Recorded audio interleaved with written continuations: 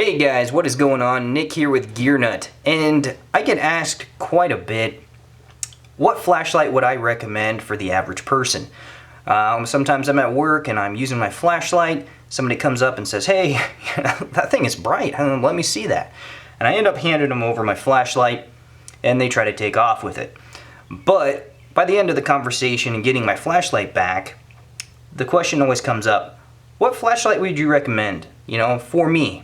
And usually it's the average person that doesn't do mechanic work, that isn't a security officer, that doesn't do search and rescue. It's the average person, a dad that works. He works on stuff. He's looking under couches for things.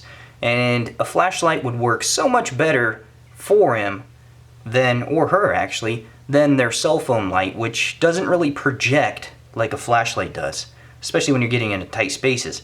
But that's a whole separate video. This is how I go about telling them and saying what flashlight to write for you. And about, 85% of the time, just ballparking those estimates right there, the flashlight that I choose for them is the smallest one because they're not going to be committed to carrying a flashlight of this size. That kills. They won't do a belt pouch on their belt, so most of these lights are actually out of the ballpark for them.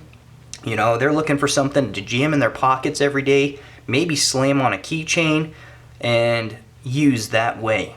So the light that I choose to recommend the most and the light that I've had the most success with from other people and myself is the Streamilght Microstream. So let's go over the qualities that make this flashlight a really good choice for most people. The average man or average woman. The size factor. It's roughly the same size as a tube of chapstick. It's pretty gosh darn close. It's actually skinnier than the tube of chapstick. You can see mine's been loved on, mine's been used and abused. Out of all these flashlights here, I've had these two the longest, and this one has a little more wear because that's my work flashlight, the LED lens are P5. And this is my LZ ZFL M60. That goes on my AR-15. But that's a whole nother category. But what makes this light a home run for the average person is the deep pocket clip with reversible ball cap mounting, I guess.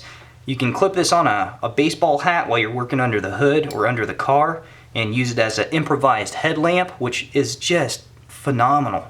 It's definitely a feature I wish every light had, but unfortunately, this is the only light I've found so far with it. So, the other really awesome aspect of this is it uses one AAA battery, and I'm running an Energizer rechargeable AAA in here. So, I don't get as long as of a run time, but if my kid gets a hold of this and he clicks it on like he usually does, and lays it down on the floor, it's not going to cost me as much money at the end as a disposable battery would. So, but anyhow, this flashlight's a really nice option for a lot of your average people. The size, the cost, everything about it is pretty much in the middle of the ballpark. It's got decent amount of lumens that will spotlight your backyard a little bit, give you a little bit of throw, a little bit of distance if you're searching for your dog.